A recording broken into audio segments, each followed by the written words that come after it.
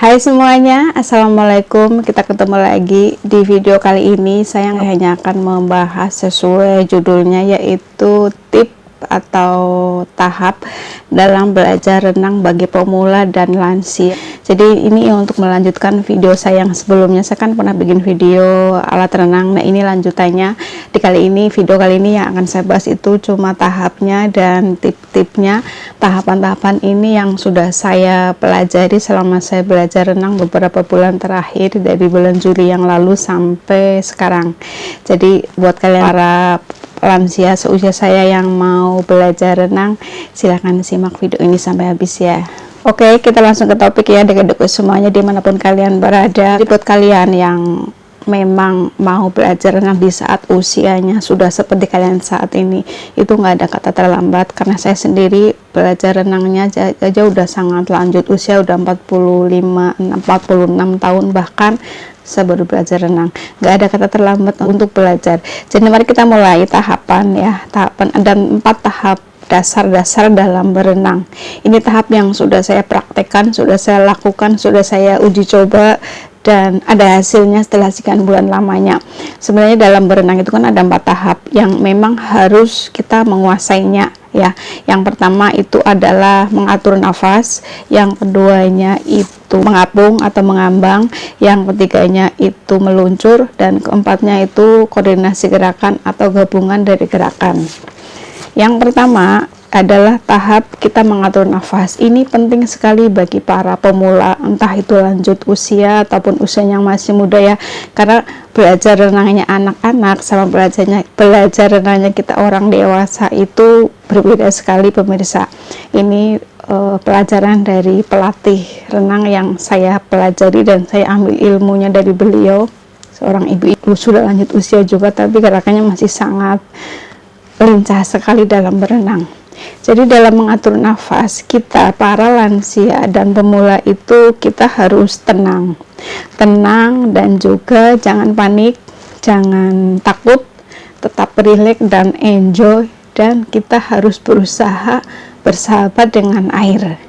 Dan tipnya adalah supaya kita tidak panik dan takut gitulah ya. Yang pertama, khususnya yang memang baru pertama kali mau belajar renang gitu, sebelumnya belum pernah sama sekali gitulah ya. Jadi yang pertama itu kita harus menghilangkan paniknya dulu. Usahakan sebelum renang tetap rileks, santai, enjoy, dan nggak perlu gerasa-gerusu ataupun buru-buru. Karena kalau renangnya orang tua itu slow, tenang, rileks, santai, enjoy, dan nggak perlu takut. Beda sama belajar renangnya anak-anak yang harus kecipak-kecipuk, nyepet kemana-mana dan bikin heboh di kolam. Kalau kita orang dewasa itu nggak perlu begitu, beb. Tenang, slow, tetapi bergerak maju ke depan. Di cara bernafas dalam renang itu kita nggak menggunakan hidung ya. Yang pasti kita kok dalam mengatur nafas ini itu kita menggunakan bernafas dalam renang itu kita kan menggunakan mulut ya. Dan latihan yang sudah saya lakukan itu biasanya setelah nyemplung gitu ya, itu mengatur nafas dulu, naik turun dalam kolam sampai menimbulkan itu gelembung-gelembung di air gitu beb. Ini karena mohon maaf, karena di kolam renang yang tempat saya renang itu kan nggak boleh di video ya, jadi saya nggak bisa ngasih gambaran video saya, tapi intinya sih pengalaman yang saya lakukan itu begitu. Jadi kita melatih mengatur nafasnya itu latihan di air, nafasnya itu sampai membentuk satu gelembung-gelembung keluar dari mulut selama 20 menit atau ya sekuatnya kita gitu. Kalau saya biasanya saya hitung ya sampai hitungan ke 25. Kalau masih kuat ya itu berarti kita udah bisa mengatur nafas. Itu tahap yang pertama ya. Kemudian tahap keduanya itu mengapung atau mengambang. Posisi ini itu bisa dilakukan dengan dua, mengapung ke atas, menghadap ke langit badan gitulah ya, terlentang, atau menghadap ke bawah ke kolam. Tetapi yang udah saya lakukan dan saya praktekkan, saya hanya bisa melakukan gerakan mengapung itu menghadap ke kolam. Jadi tangan lurus ke depan, pegangan tepi kolam, terus sebelumnya tarik nafas dalam-dalam dulu, kemudian celupkan badan, terus kemudian usahakan tangan, badan, dan kaki itu lurus, kemudian angkat kaki kita dan kita ngambang. Dan usahakan juga kita enjoy, relax sambil melihat dasar kolam gitu lah ya. Kita nggak perlu takut, nggak perlu panik, karena kalau semakin kita takut, semakin kita panik, kita akan semakin tenggelam. Itu sudah terbukti. Kemudian tahap ketiganya itu adalah gerakan meluncur. Gerakan meluncur itu sebenarnya ini tahap gabungan antara tahap pertama dengan tahap kedua ya pemirsa, karena gerakan meluncur itu udah dilakukan kan memang tangannya lurus ya. Saat meluncur itu tangannya lurus begini, jari-jari dirapatkan, ambil nafas, lalu masukkan kepala ke dalam air, tendangkan kaki di dinding kolam, lalu kita meluncur. Dan usahakan saat kita meluncur itu rasanya itu udah seperti kayak orang terbang loh Beb. Rasanya itu udah kayak ngambang di udara gitu. Jadi ngambang di air terasa kayak ngambang di udara.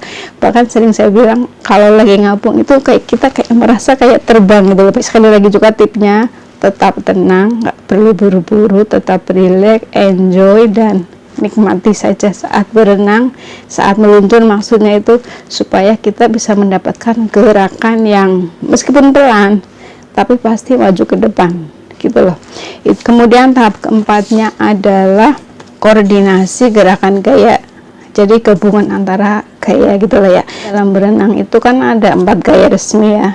Gaya dada, gaya bebas, gaya punggung, dan gaya kupu-kupu. Itu gaya resmi dalam olahraga renang. Tetapi bagi kita para lansia dan juga para pemula, itu kita cukup bisa menguasai gaya dada aja, itu udah cukup banget lah Beb gitu. Tetapi ya kalau yang untuk gaya lain-lain itu kalau udah mahir dan atlet gitu loh ya. Karena kalau untuk yang usia kita ya, disesuaikan dengan usia juga, itu kita gaya dada aja udah cukup Beb, udah apik lah. Gaya ini itu biasanya itu kan kita kalau gabungan ini di tahap keempat ini kita menggabungkan antara gerakan tangan dan juga kaki. Jadi kalau yang saya praktekkan selama ini itu gaya dada dengan kaki itu seperti katak tahu sendiri kan, kodok gitu loh. Kakinya yang saya lakukan itu gerakan tangannya itu mengayunnya itu memutar sampai membentuk setengah lingkaran. Dari sini begini, tangan tetap lurus, di depan tangannya seperti rapat seperti ini. Kan itu biasanya ini kan dilakukan setelah meluncur ya. Setelah meluncur kita berhenti dulu, jangan langsung gerak, karena saat meluncur itu udah kayak sama kita kayak di turunan, jadi nggak perlu banyak gerak dulu.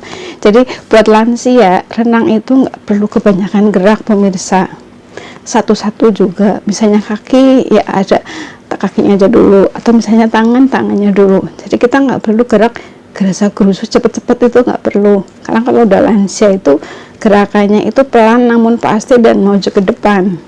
Renang untuk olahraga sekaligus untuk terapi, jadi nggak perlu cepet-cepet, nggak perlu gerasa-gerusu juga, jadi pelan pasti tapi bergerak ke depan dan juga nggak menghabiskan banyak energi begitu pemirsa. Dan untuk gerakan gaya katak ini yang sudah saya praktikkan itu saya latihannya memerlukan waktu berbulan-bulan ya, apalagi yang dari nol gitu, jadi sama sekali dari nol, adaptasi dengan air sampai bisa menggerakkan tangan dan kaki serta atur nafas, itu saya butuh waktu berbulan-bulan.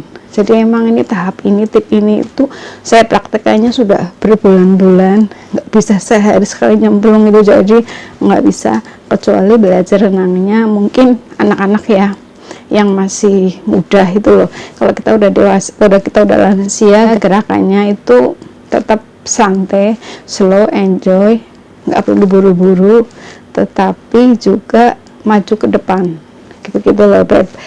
Terus dan tip olahraga ini itu selain untuk berenang juga bisa untuk terapi. Demikian, semoga video tip dan tahap ini bermanfaat buat kalian yang mau mulai belajar renang buat usia saya. Semoga bermanfaat. Sampai ketemu di video saya berikutnya. Wassalamualaikum.